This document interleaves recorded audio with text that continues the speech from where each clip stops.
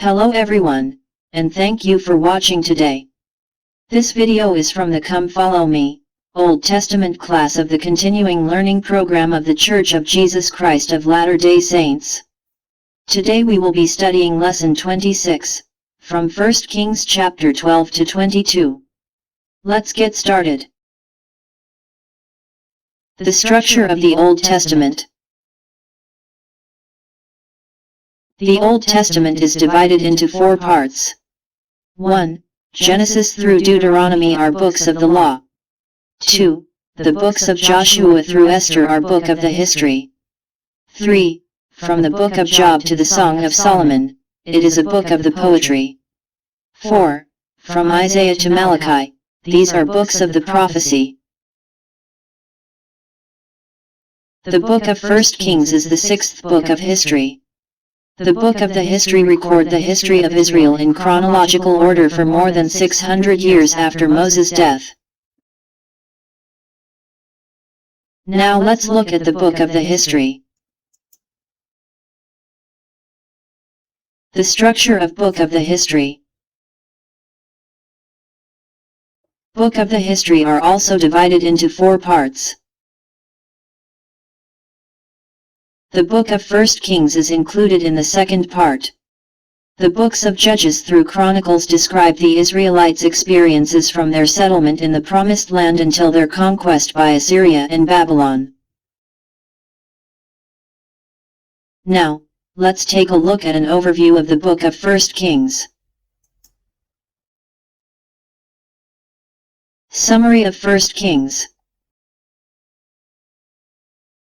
I explained the general outline of 1 Kings in the last lesson, so I will omit it this time. Today we will be studying chapters 12 through 22. Now let's look at summary of 1 Kings.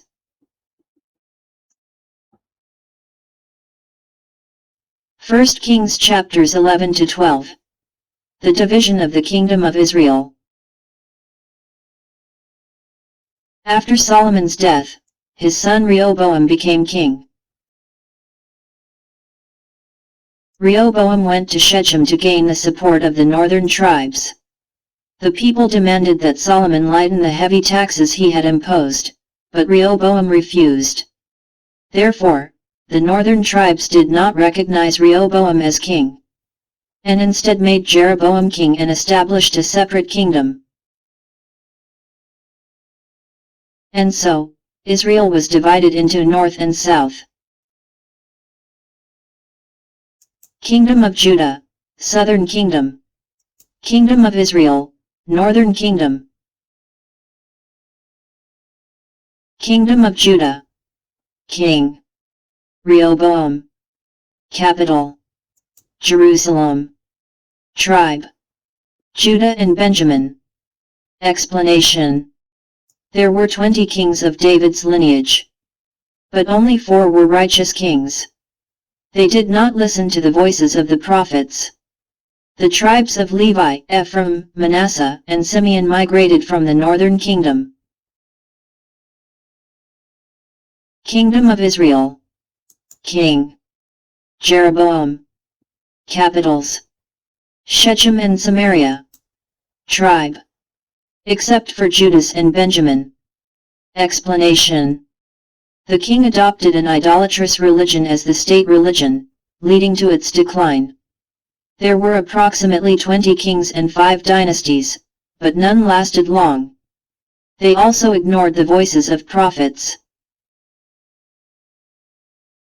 This is how the northern and southern countries came to be. The books of Kings record the deeds of the kings of both the northern and southern kingdoms. Let us study them in order.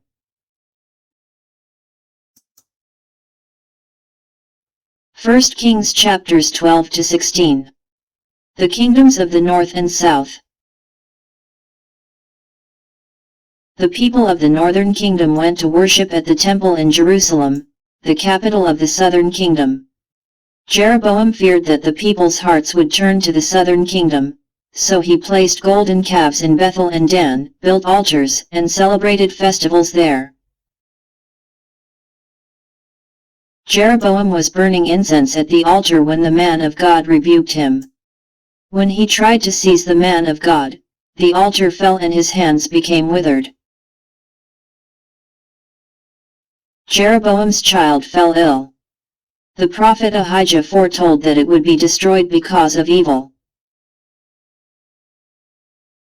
Rehoboam succeeded Solomon, imposed heavy taxes for the sake of national prosperity, was raised by a pagan mother, and abandoned God's teachings.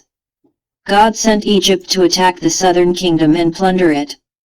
However, Rehoboam did evil.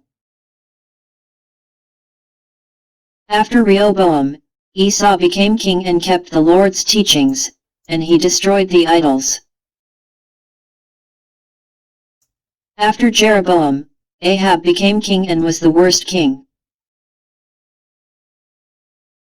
After Rehoboam and Jeroboam, the northern and southern kingdoms saw a succession of different kings. Now, let us look at the prophet Elijah at that time.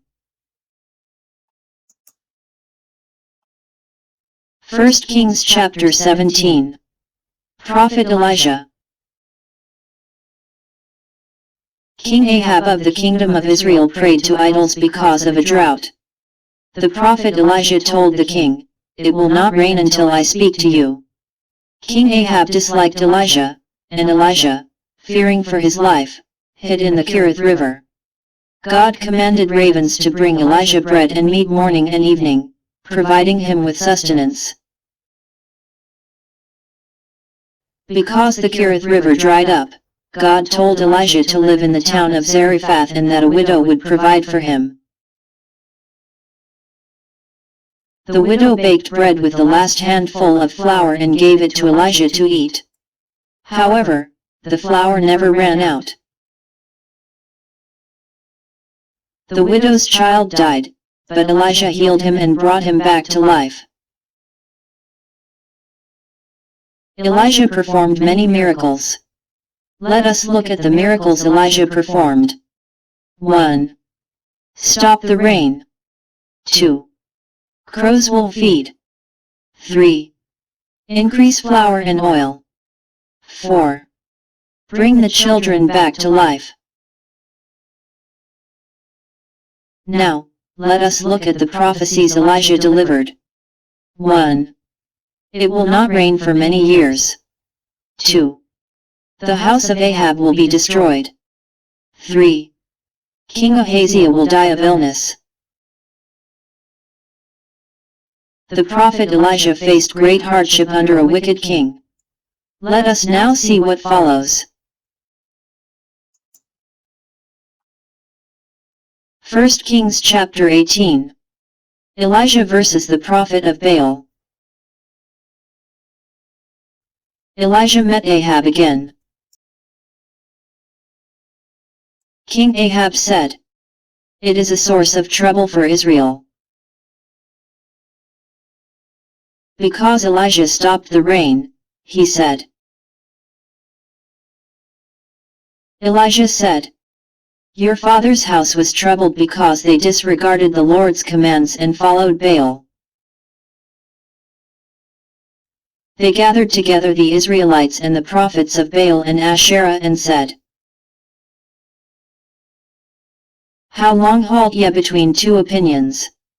If the Lord be God, follow him, but if Baal, then follow him."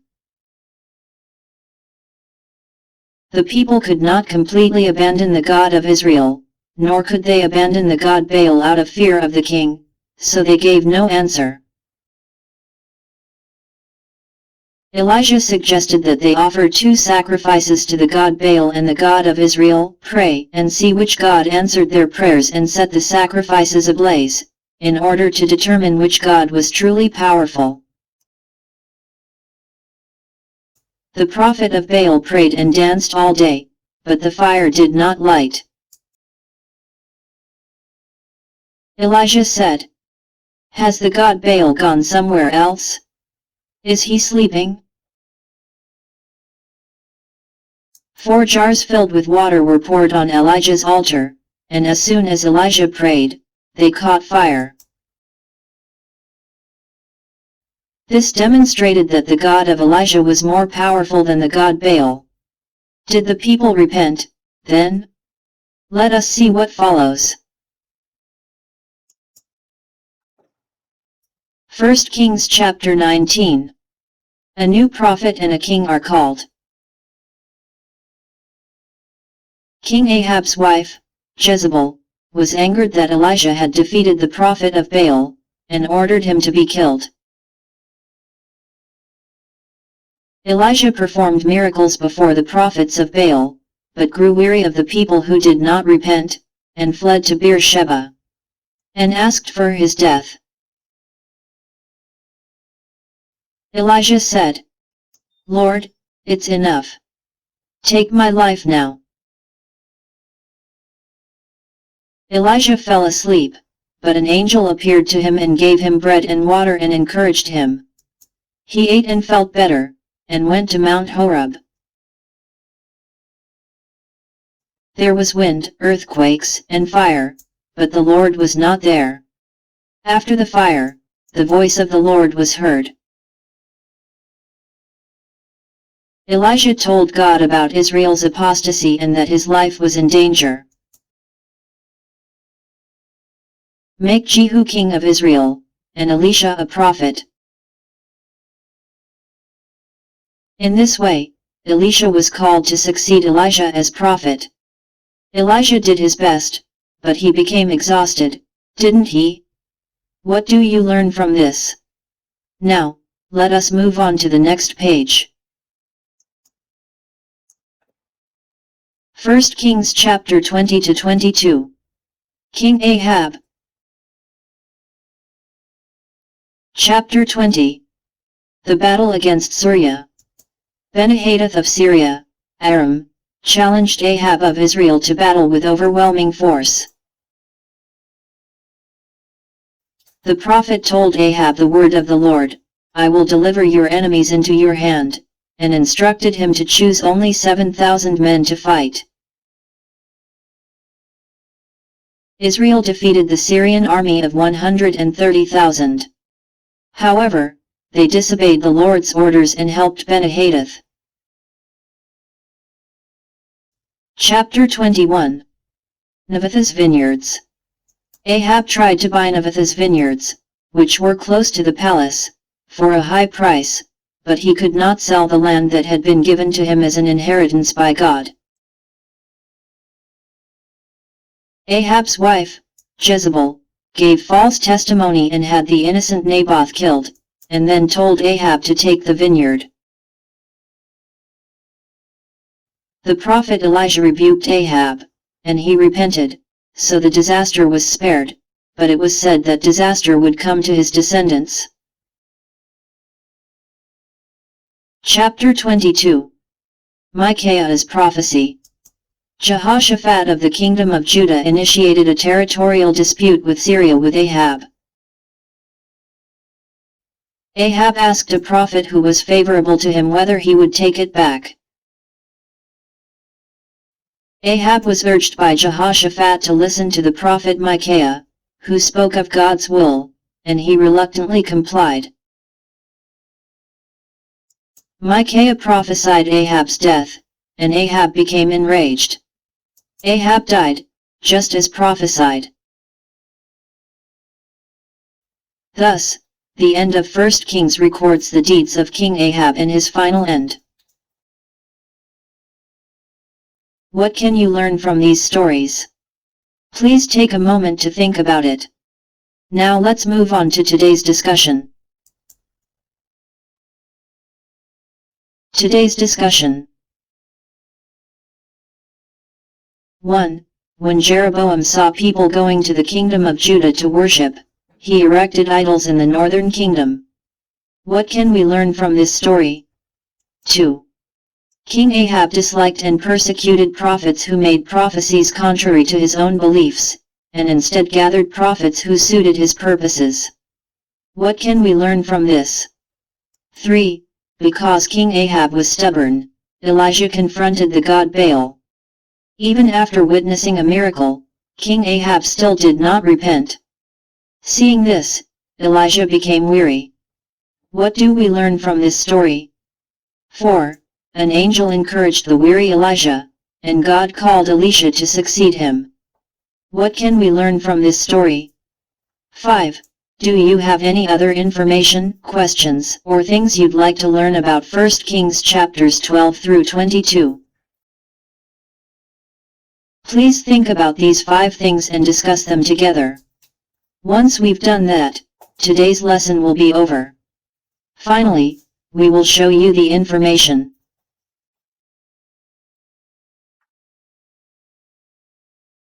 Information. The purpose of this video regarding the Old Testament covered in Come Follow Me is to 1. Support personal study. 2. Help teachers prepare lessons for Sunday school, seminary, primary, etc. 3. Support home study, such as for family home evening. If you would like the PowerPoint data, please send an email to the address below. Thank you for watching until the end. If you like it, please subscribe to the channel, rate it well, and leave a good comment. See you next time.